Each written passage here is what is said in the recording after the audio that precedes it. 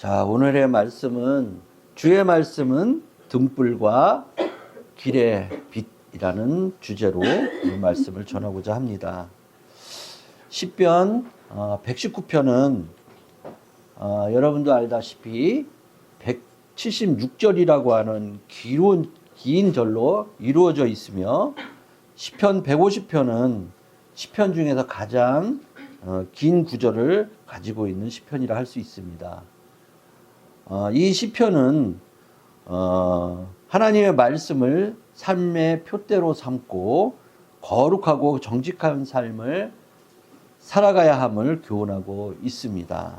오늘 본문의 고백은 한 줄의 시편이라기보다는 어둠의 세계를 가르는 하늘의 등불이며 또한 흔들리는 인생을 붙드는 언약의 길을 말씀하고 있습니다.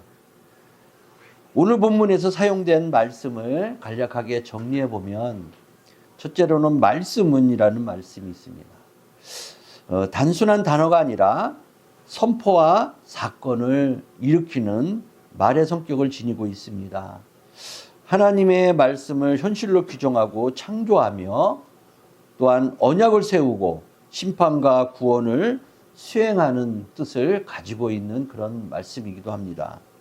또한 등이라고 표현되어 있는 이 등불은 작은 불빛의 램프를 가리키는 경우가 종종 있습니다. 멀리 비추는 거대한 조명보다 가까운 발 앞을 비추는 이미지가 더욱 강하며 하나님의 일상의 걸음을 인도하심을 강조하고 있는 말씀이기도 합니다. 또한 빛은 어둠의 반대말이자 또한 생명과 구원을 상징하고 있는 그런 말로 자주 쓰이는 말씀입니다. 창조기사에서 빛이 있으라라고 빛과 연관져 말씀하고 있으며 또한 하나님의 구원 행위와도 결부하는 그런 말씀이기도 합니다.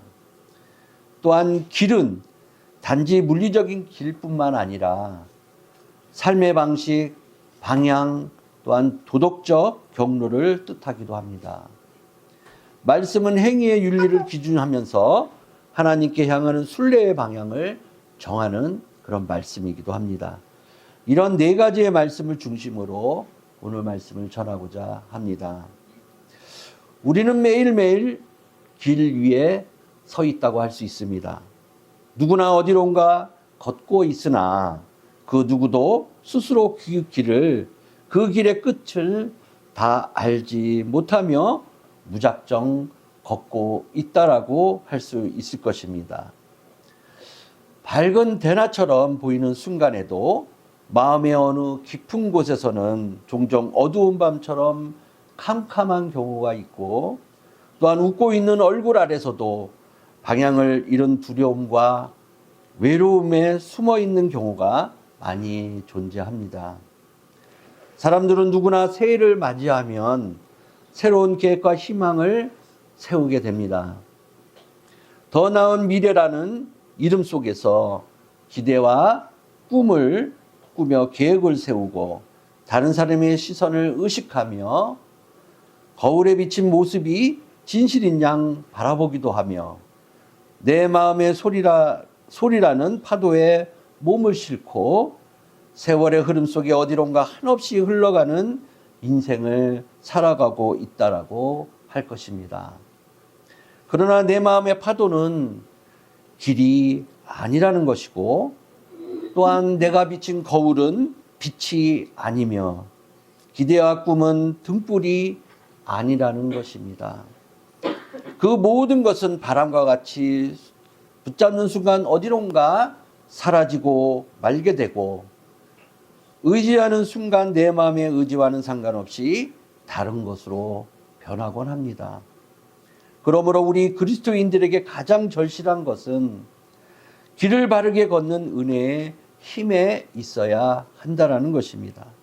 그 힘은 결심과 경험에서 나오는 것이 아니며 지식의 축적에서도 완성되지 않는 것입니다. 그 힘은 바로 하나님께서 주시는 빛이며 곧 말씀의 빛에서 나오게 된다는 것입니다. 그래서 우리들은 매일같이 말씀을 읽어야 한다라고 말씀을 드리는 것입니다. 시편 119편은 주의 말씀을 사랑하는 영혼의 긴 숨결과도 같다라고 할 수 있습니다. 그 긴 시편의 말씀 속에 오늘 본문 105절은 마치 가장 깊은 밤에 켜지는 작은 등불처럼 선명하게 그 말씀을 전하고 있다는 것입니다. 우리 오늘 본문 105절의 말씀을 다시 한번 읽어보겠습니다. 시작.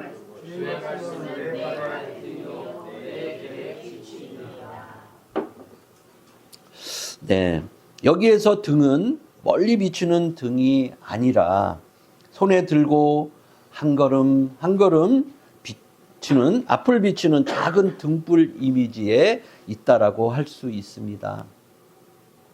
하나님께서 우리 인생을 한 번에 다 보여주지 않으시는 은혜가 바로 여기에 있다라고 할 수 있습니다. 우리는 종종 주님 제 인생의 길을 다 보여달라고 기도하기도 합니다. 또 나는 어디로 가야 하며 몇 년 뒤에는 어떻게 되는 것입니까? 라고 기도하기도 합니다. 그리고 제 기도대로 하나님께서 응답해 주시겠습니까? 라고도 합니다. 우리들은 이런 기도로 하나님께 요구를 합니다. 그러나 주님은 안내지도 대신에 우리에게 등불을 주고 계시다는 것입니다. 그 이유는 분명합니다. 만약에 우리에게 안내지도를 줬다면 우리는 하나님 없이도 그 길을 갈 수 있다라고 착각하고 살아갈 것이지만, 등불을 받으면 매 걸음걸음마다 주님을 의지하며 가까이 가야만 인생의 길을 걸어갈 수 있다라는 확신을 얻기 때문입니다. 또한 지도는 독립하겠다는 것을 부추기지만 등불은 의존함을 우리들에게 배우게 합니다. 하나님께서는 자녀를 독립된 존재로 만들지 아니하시고 사랑 안에 성장하는 자녀로 만드셨다라는 것입니다. 그래서 말씀의 빛은 내가 통제하는 미래가 아니라 바로 하나님을 신뢰하며 순종하는 것에서 온다라는 것입니다. 그리고 말씀이 내 길의 빛이라고 하는 것은 단지 정보의 밝음이 아니라 영원한 생명의 방향을 결정하는 밝은 빛이라는 점입니다. 빛은 대상을 드러내며 동시에 길을 구분하게 합니다. 평지와 낭떠러지가 어둠 속에서는 구분되지 않지만 빛이 조금이라도 비추게 되면 위험이 드러나고 안전한 길이 분명하게 나타나게 된다는 것이며, 이처럼 주의 말씀은 우리의 현실을 밝게 드러나 주기 때문이라는 점입니다. 즉 우리 자신을 드러내고 죄를 드러내고 하나님의 거룩을 드러내며 그리스도의 은혜를 드러내는 것이 바로 주님의 빛이라는 점입니다. 그렇기 때문에 말씀의 빛은 때로 눈이 부시게 됩니다. 숨겨놓았던 자기의 의를 드러나게 되고, 또한 포장해 두었던 상처가 밝게 비춰지게 되며 미루어 두었던 회개의 자리로 우리를 인도하기 때문입니다. 그러나 그 눈부심은 우리를 수치로 수치를 몰아넣는 것이 아니라 우리를 살리기 위한 빛이 되어야 합니다. 외과 수술실에 강한 조명이 우리들의 상처를 드러내고 있는 이유는 정죄가 아니라 치유를 위한 것이듯이, 하나님의 말씀이 강한 빛으로 들어올 때 처음은 너무 밝아 불편할 수도 있지만 결국 우리는 살리기 위한 하나님의 방법이라는 사실을 우리는 후에 알게 된다라는 점입니다. 또한 내 발과 내 길이라고 하는 표현은 유난히도 우리에게 따뜻한 그런 말씀입니다. 내 발은 우리의 인체 중에서 가장 아랫부분에 존재하는 부분으로 우리 인생의 가장 낮은 지점을 말씀합니다. 화려한 생각이나 고상한 감정이 아니라 땅을 딛고 실제 발걸음을 딛는 그런 위치이기 때문입니다. 신앙이란 하늘만 바라보는 것이 아니라 오늘 우리에게 주어진 땅을 어떻게 딛고 있느냐의 문제라는 것입니다. 직장과 가정, 또한 관계와 언어, 또한 돈과 시간, 분노와 욕망, 외로움과 두려움 속에서 우리는 실제로 매일매일 걸어야 하기 때문인 것입니다. 그때 하나님께서는 우리의 머리 위에만 빛을 비춰주시는 것이 아니라 발 밑까지 빛을 비추어 주신다라는 것입니다.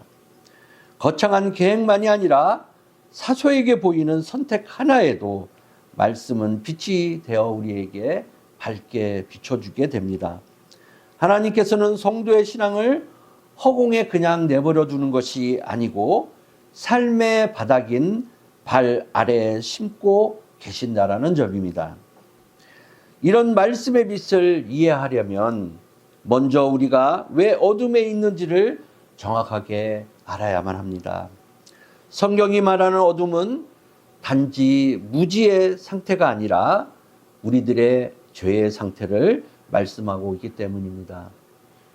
사람은 정보가 부족해서 길을 잃는 것이 아니라 마음이 하나님을 떠나 있기 때문에 길을 잃고 헤매고 있는 것입니다. 지식이 많아도 탐욕에 끌려가게 되고 또한 경험이 많아도 교만에 넘어지며 성취가 커도 불안함 속에 우리들은 살아가곤 합니다.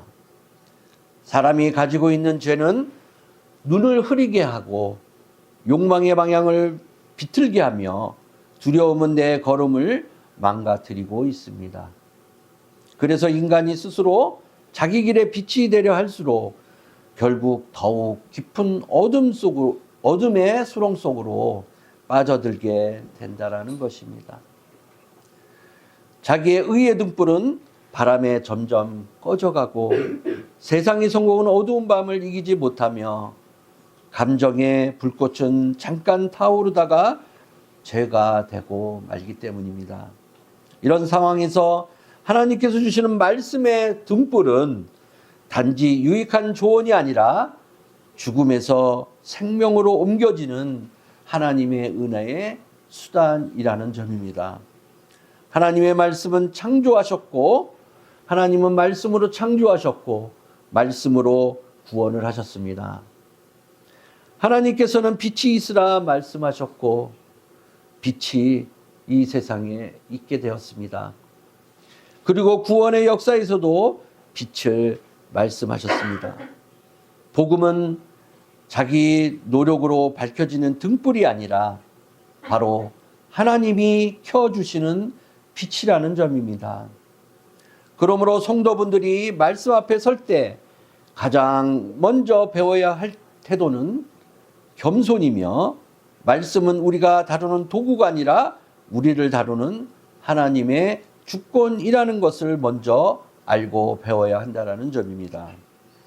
이것이 하나님의 은혜이며 이 은혜는 내 계획을 돕는 보조가 아니라 내 존재를 새롭게 만드는 하나님의 능력이 되기 때문입니다.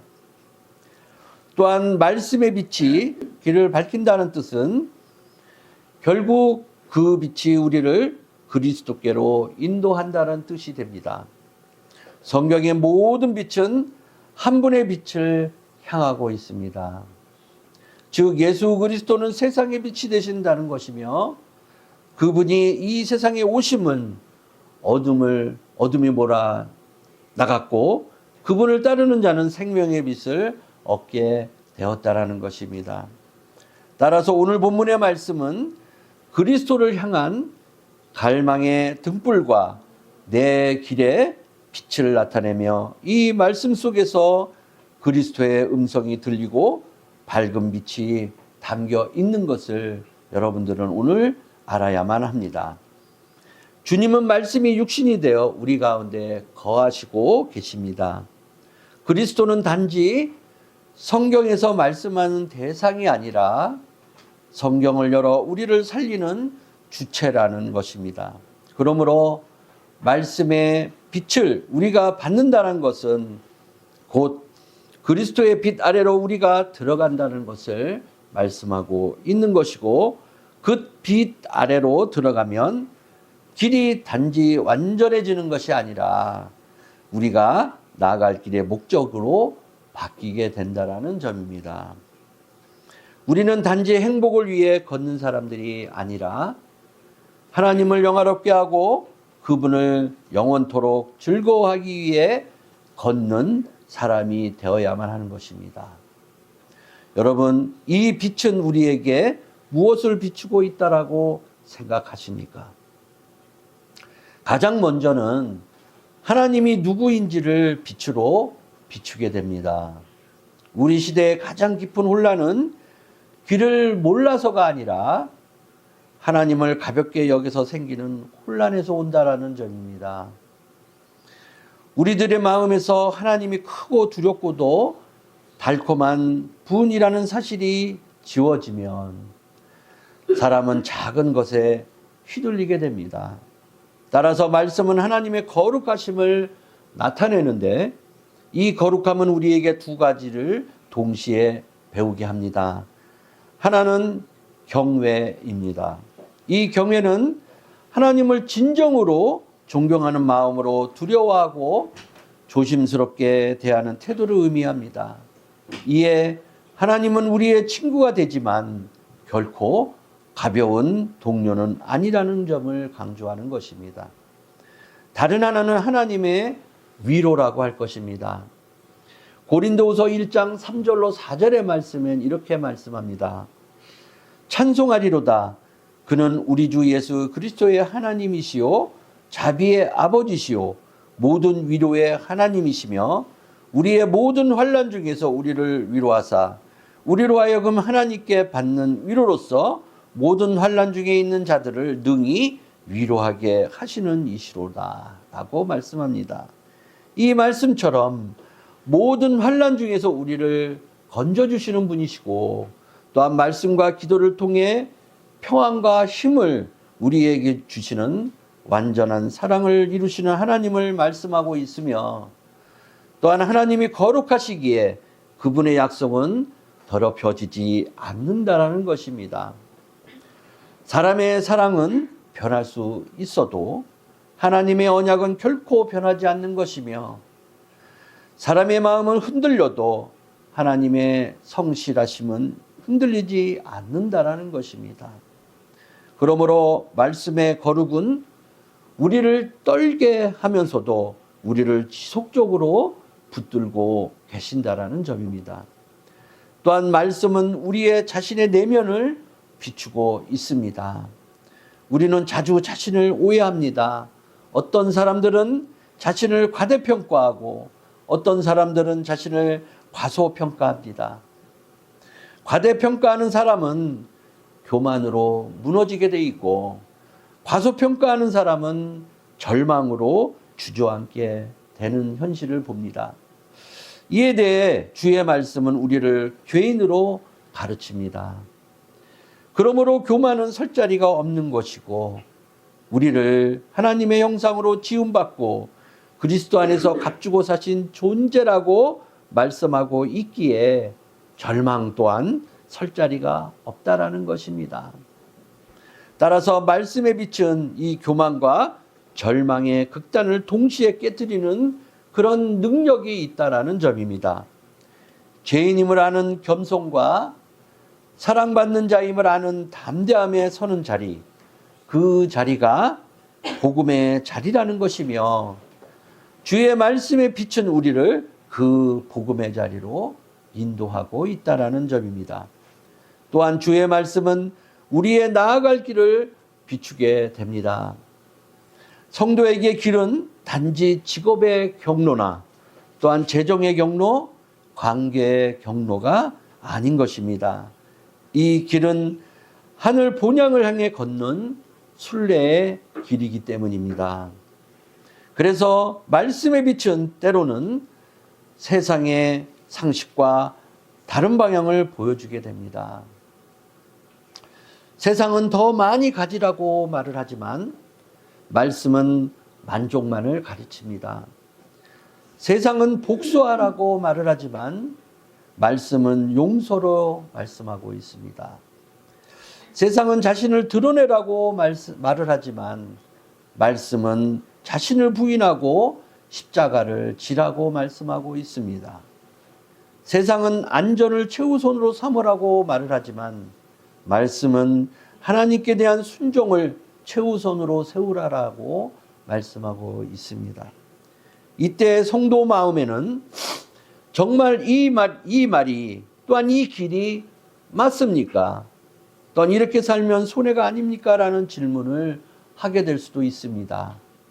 이 질문 앞에 우리는 믿음의 본질을 배울 수 있다라는 것입니다. 보이지 않는 것을 보게 하는 것이 믿음이 아니라는 것이며 말씀을 더 확실한 것으로 붙들게 하는 믿음이기에 하나님이 말씀하셨다면 그 말씀이 우리 현실과 감정보다도 더 견고히 서 있어야 한다는 것입니다. 여기서 중요한 것이 있습니다. 주의 말씀은 내 길을 밝히고 있으며 우리 각자의 상황과 자리 속에서 구체적으로 역사하고 있다라는 것입니다. 어떤 분에게는 병원의 병상의 어둠 속에서 한 가지 말씀 구절에 등불이 됩니다. 또한 어떤 분에게는 자녀 문제로 눈물을 흘리는 밤에 한 가지 약속의 구절에 길을 얻게 됩니다. 또한 어떤 분에게는 죄책감에 눌려 숨을 못 쉬는 시간에도 복음의 선언에 막힌 숨을 열어주는 말씀이 있는 것입니다. 이처럼 하나님의 말씀은 일반적인 교훈이 아니라 살아있는 음성으로 우리의 길을 적응케 하여 주신다는 점입니다. 성령께서 말씀을 조명하실 때 말씀은 단지 글자가 아니라 나를 향한 하나님의 부르심이 되는 것이고 이것이 성령의 내적 증거이며 은혜의 적용이라고 할 것입니다. 성령은 말씀과 분리되어 역사하지 않으십니다. 말씀을 떠난 신비는 위험한 것이고 성령을 배제한 성경 읽기는 메마른 말씀이 된다라는 것입니다. 성령께서 말씀을 주실 때 말씀은 빛이 되어 내 발에 닿게 되고 내 길을 밝게 비추게 된다라는 점입니다. 그러나 우리는 솔직히 고백하게 됩니다. 주의 말씀의 빛이 항상 우리 마음속에 환히 비치는 것처럼 느껴지지 않을 때가 너무 많이 있다라는 점입니다. 또한 성경을 펴도 마음이 무겁고 읽어도 몸이 건조하며 들어도 변화가 없는 것처럼 느낄 때가 너무나 많이 있기 때문입니다. 그때가 바로 여러분들에게 사탄이 속삭이고 있는 때인 것입니다.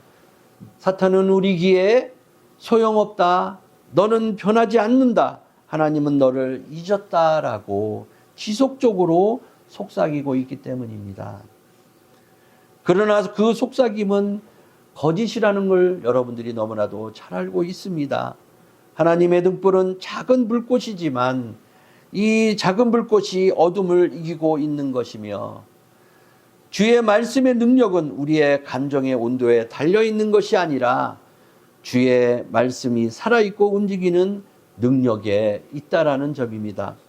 이 능력은 땅속에 있는 작은 씨앗이 당장 보이지는 않지만 어둠을 뚫고 생명이 자라고 있는 것이며 물은 바위 틈에서도 길을 내고 빛은 아주 작은 틈에서도 어둠을 누르고 빛을 밝힌다라는 것입니다.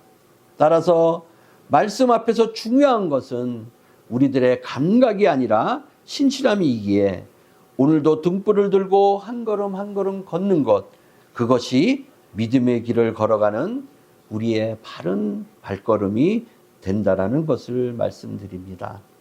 사랑하는 성진가족 여러분, 하나님께서 우리에게 주신 말씀은 때로는 언덕 위에 거대한 조명이 아니라 손에 쥔 작은 손정등과 같다라고 할 것입니다. 하나님께서는 우리에게 내일의 모든 정보를 주시지 않고 있지만 오늘의 순종을 가능케 하는 아주 선명한 작은 빛으로 여러분의 마음을 비춰주고 있기 때문입니다. 그리고 그 빛을 걷는 자에게 조금씩 길이 분명해지고 있으며 그 손전등은 작아 보이지만 하나님의 진리로 인도하는 타오르는 불꽃이 된다라는 점입니다. 그렇다면 말씀의 빛을 실제로 누리면 우리는 어떤 태도로 말씀을 대하여야 하는 것일까요? 먼저 주의 말씀을 듣는 자리와 읽는 자리를 생명처럼 지켜야만 한다라는 것입니다. 말씀의 통로를 닫아두고 왜 어둡지라고 하는 것은 어리석은 것이기에 빛이 방 안으로 들어올 수 있도록 창문에 가려져 있는 커튼을 먼저 열어야만 합니다. 예배 중에 선포되는 말씀은 하나님께서 우리 교회와 성도분들에게 주시는 큰 은혜의 통로가 되는 매우 중요한 듣는 자리라는 점을 여러분들이 알고 들어야만 합니다. 개인적인 성경 읽기는 읽는 자리의 은혜를 나의 일상으로 끌어올리는 통로가 됩니다. 이는 밤이 되면 전등의 빛을 기분이 내킬 때만 켜는 것이 아니라 어둡기 때문에 무조건 전등을 켜는 것처럼 여러분들은 영혼을 위해 항상 밝게 이 하나님의 말씀의 빛을 켜두어야 한다는 것입니다. 주의 임재는 예고 없이 오기에 평소에 말씀의 등불을 준비하는 사람만이 마지막 밤에 넘어지지 않고 주의 임재를 맞이할 수 있다는 점입니다. 또한 말씀을 내 생각을 증명하는 도구로 삼지 말고 하나님의 생각을 배우는 학교로 받아야 합니다. 어떤 사람은 이미 결론을 정해놓고 성경 말씀들을 찾아갑니다. 그러면 말씀은 빛이 아니라 의미 없는 등불이 되어 내가 원하는 것만 비추는 도구로 전락하고야만 마는 것입니다. 밝은 말씀의 빛은 우리가 원하는 것만 비추지 않습니다. 우리의 숨은 동기를 비추고 우리의 고집을 비추며 우리의 우상을 비추고 있기 때문입니다. 그래서 말씀을 읽을 때 가장 중요한 질문은 주님 제가 무엇을 해야 합니까? 보다는 주님은 어떤 분이십니까? 라고 질문을 하고 주님은 무엇을 사랑하시며 무엇을 미워하고 계십니까? 라고 질문을 해야 하며 주님은 이 말씀으로 제 마음을 어디로 이끌고 계십니까? 라는 그런 질문을 먼저 던지면서 말씀을 보아야만 합니다. 그 질문 앞에서 우리는 조금씩 낮아지고 겸손하게지며 조금씩 하나님의 말씀에 순종하는 그런 경지에 오르게 되는 것입니다. 그리고 말씀을 읽을 때 반드시 복음 중심으로 가야만 합니다. 시편 119편의 계명은 그 법 앞에서 우리는 죄를 깨닫고 그리스도의 은혜를 붙들어야만 한다라고 말씀을 강조하고 있습니다. 하나님의 법은 우리의 병을 보여주고 복음은 우리의 치료를 제공하고 있습니다. 법은 우리가 왜 길을 잃었는지 드러내주고 복음은 길 대신 예수 그리스도를 소개하고 있기 때문인 것입니다. 그러므로 주의 말씀의 빛을 누린다는 것은 결국 매일 그리스도를 더 귀히 여기고 알아가는 과정인 것이며 주의 말씀 앞에서 은혜를 받고 위로를 받으며 십자가의 보혈의 피가 내 영혼에 들어가는 말씀의 시간이 여러분들에게 다가와야만 한다는 것입니다. 또한 이 말씀의 빛은 성진 공동체 안에서 더 밝아져야만 합니다. 등불을 든 한 사람이 길을 비추는 것과 여러 사람이 함께 비추는 것은 빛이 다릅니다. 교회는 말씀의 빛이 모이는 자리인 것입니다.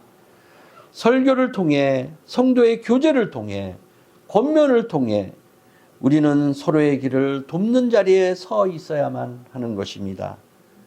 누군가가 낙심할 때 모든 성도들이 말씀으로 등불이 되어줘야만 하며 누군가가 유혹 앞에서 흔들릴 때 모든 성도가 말씀으로 경계선을 막아주어야만 한다는 것입니다. 하나님은 개인주의적인 신앙이 아닙니다. 몸 대신 교회 안에서 성장하라라고 말씀하고 있는 것입니다. 그래서 주의 말씀의 빛은 사랑하는 성도들을 교회 공동체로 모이게 하고 그리스도의 몸으로, 그리고 몸 안에서 사랑으로 이끄는 빛으로 인도하고 있다라는 점입니다. 이런 점에서 오늘 성도들의 길은 어떤 어려움을 만나고 있는지 잠시 생각해 보는 시간을 갖도록 하겠습니다. 첫째로 선택의 어둠을 여러분들은 만나고 있습니다. 선택의 어둠이란 무한한 가능성 속에서 최적의 결정을 내려야 한다라는 압박감, 혹은 잘못된 선택에 대한 두려움으로 인해 오히려 행동하지 못하거나 심리적으로 고통을 겪는 상태를 의미합니다. 이는 선택지가 많을수록 또한 만족도가 낮아지는 선택의 역설과 밀접하며 확실한 정보가 없는 불확실성 상황에서 개인이 겪는 결정적 결정 장애가 된다라는 뜻을 갖고 있기에 우리는 매 순간마다 주의 말씀 안에 거하며 진리 안에서 선택해야만 한다라는 것입니다.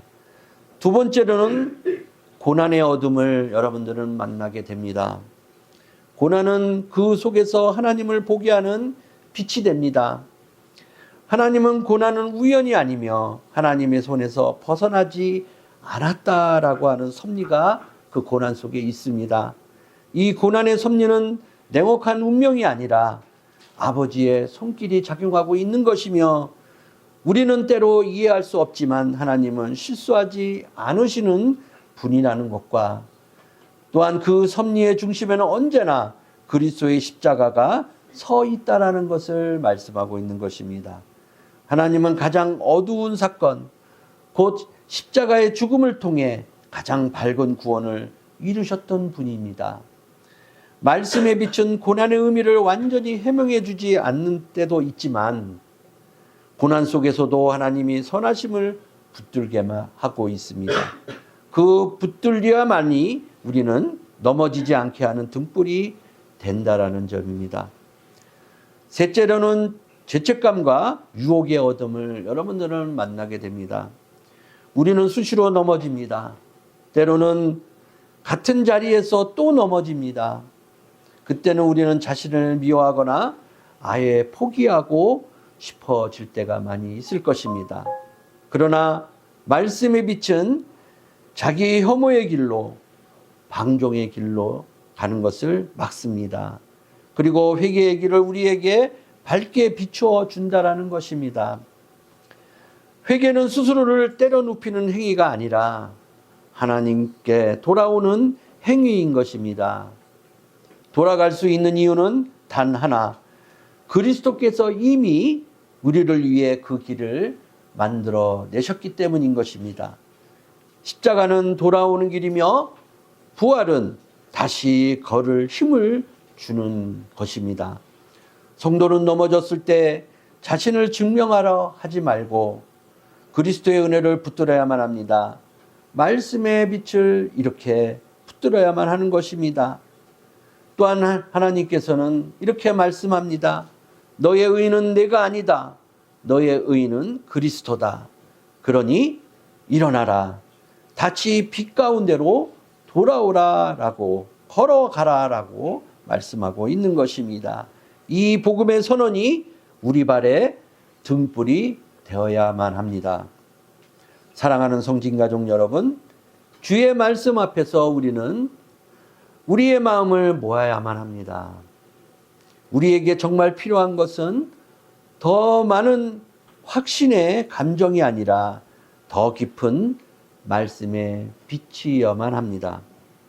내 마음이 흔들릴 때도 흔들리지 않는 빛, 내 앞날이 어두울 때도 꺼지지 않는 밝은 빛, 내 죄가 나를 고소할 때도 나를 살리는 그 빛, 그 빛이 바로 하나님 말씀 안에 있다라는 것입니다. 그리고 그 말씀의 중심에는 예수 그리스도께서 존재하고 계십니다. 따라서 우리의 기도는 올해 우리 교회 표처럼 눈을 열어 보게 하소서, 이 말씀처럼 주님 제 길을 바꾸기 전에 제 눈을 밝혀 주시옵소서라고 기도하시기 바랍니다. 또한 제 상황을 바꾸기 전에 제 마음을 말씀으로 비추게 해달라고 기도해 주셔야만 합니다. 제 발이 어디론가 가기 전에 제 걸음이 바르도록 말씀의 등불을 들게 해달라고 기도하여 주시기를 바랍니다. 혹시 지금 여러분의 길이 너무 어두워 한 발로 내딛기 어려운 상태라고 할지라도 주의 말씀을 붙들으시기를 바랍니다. 길이 보이지 않아도 하나님께 순종하시기를 바랍니다. 등불을 들고 오늘 한 걸음 떼어보시기를 바랍니다. 그 걸음이 내일의 길을 더 쉽게 부르게 될 것이고 내일의 길이 또 다음의 걸음을 부르게 될 것입니다. 그리고 마침내 우리는 이렇게 고백하게 될 것입니다. 주님의 말씀은 참으로 제 발의 등이었고 제 길의 빛이었다라고 고백을 하게 될 것입니다. 이 고백의 끝에서 우리는 자신을 자랑하지 않을 것이며 오직 우리를 끝까지 비추시는 주님의 신실하심과 우리를 위해 어둠 속에서 들어오신 그리스도의 사랑을 우리는 찬양하게 될 것입니다. 2026년도 새해에도 주의 말씀 속에서 듣는 자리, 있는 자리로 오늘도 내일도 걸으시기를 바라며 주의 은혜로 한 해를 승리하는 성진가족 여러분이 되시기를 주님의 이름으로 축원합니다. 아멘.